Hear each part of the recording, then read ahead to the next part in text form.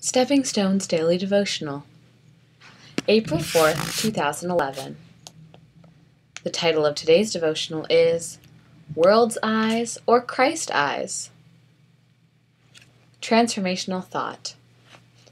Jesus doesn't look at how much we have in our bank account, or how talented we are, or what background we come from. He looks at our hearts. He approached corrupt tax collectors, prostitutes, criminals, and adulteresses in such an unpolitically correct way. When you look at people, do you have a worldly point of view or a Christ-like point of view? A worldly point of view considers how a person looks, what a person possesses or lacks, or who a person knows. Financially well-to-do people may avoid associating with the working class. People in lower income brackets may assume that everyone with money is stuck up and unkind. But Jesus doesn't see people on a ledger sheet. He sees each of us as an individual with needs, desires, wounds, and feelings. Are there people you avoid because of their social or financial standing, vocabulary, skin color, neighborhood, or behaviors? Remember that they are God's creation, just like you. A successful business person who seems aloof may need a friend to talk to. Another person might not have the college degrees you have, but could have godly wisdom that would make a difference in your life. Remember, these people aren't just in your life by mistake. God is perfect and has a great plan to develop you, a plan customized specifically for you.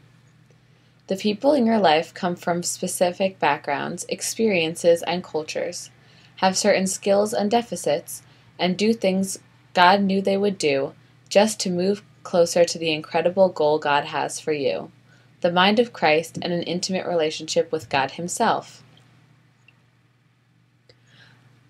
We certainly want you to be prayerful as you enter into new relationships. Your prayerful focus needs to be, how can I influence them to be more Christ-like, or how can they influence me to become more Christ-like? Sometimes the influence is through verbal discussion, sometimes through actions, and sometimes both. The influence could be immediate, or it could evolve over several years as you develop a relationship with them.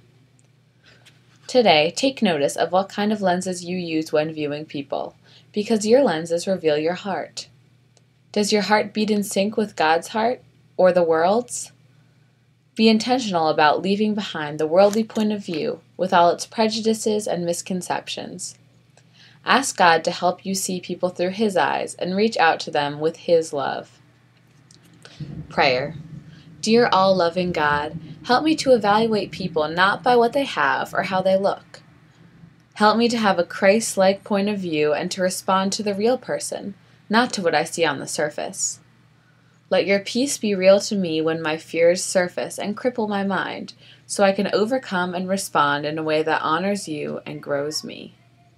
I pray this and all prayers in the name of the one who looked beyond my physical body, Jesus Christ, and all God's children say, Amen.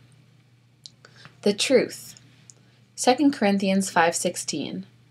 Because of this decision, we don't evaluate people by what they have or how they look. We looked at the Messiah that way once and got it all wrong, as you know. 1 Peter chapter 1, verses 13 through 15. Therefore, preparing your minds for action and being sober-minded, set your hope fully on the grace that will be brought to you at the revelation of Jesus Christ. As obedient children, do not be conformed to the passions of your former ignorance, but as He who called you is holy, you also be holy in all of your conduct.